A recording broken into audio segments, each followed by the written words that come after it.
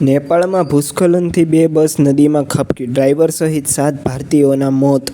2 લોકોએ કૂદીને જીવ બચાવ્યો, 50થી વધુ પેસેન્જર ગુમ. નેપાળમાં ભારે વરસાદ વચ્ચે શુક્રવારે સવારે હાઈવે પર ભૂસ્ખલન થતાં 2 બસો ત્રિશુલી નદીમાં ખાબકી હતી. ઘટના સ્થળે હાજર અધિકારીઓના જણાવ્યા મુજબ બંને બસમાં ડ્રાઈવર સહિત 63 લોકો સવાર હતા.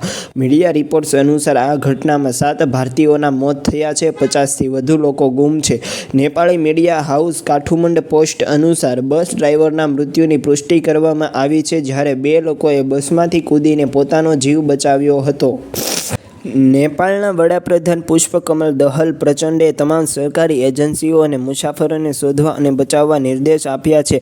દહલે ટ્વિટર પર લખ્યું, નારાયણગઢ મુગલિન રોડ પર ભૂસ્ખલન અને દેશના વિવિધ ભાગોમાં પૂર અને ભૂસ્ખલનને કારણે મિલકતોને નુકસાન થવાથી બસો વહી જવાથી લગભગ 5 ડઝન મુસાફરો ગુમ થયાના સમાચારથી મને ખૂબ જ દુઃખ થયું છે. હું ગૃહ વિભાગ સહિત સરકારની તમામ એજન્સીઓ અને પેસેન્જરોની શોધ કરવા અને તેમને અસરકારક રીતે બચાવવા માટે નિર્દેશ આપું છું.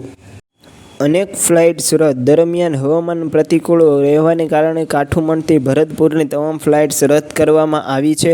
નેપાળના ગૃહ મંત્રાલયના અધિકારીઓએ ગયા અઠવાડિયે જણાવ્યું હતું કે નેપાળમાં ચોમાસાની સિઝનની શરૂઆતથી વરસાદ સંબંધિત ઘટનાઓમાં ઓછામાં ઓછા 62 લોકો માર્યા ગયા છે અને 90 અન્ય ઘાયલ થયા છે. શું મિત્રો, તમે પણ ઘરે બેસીને લાખો રૂપિયા કમાવા માંગતા હોય તો આજે જ 299 રૂપિયાનો કોર્સ લો અને આવતા મહિનેથી 1 લાખ કમાવાના ચાલુ કરી દો.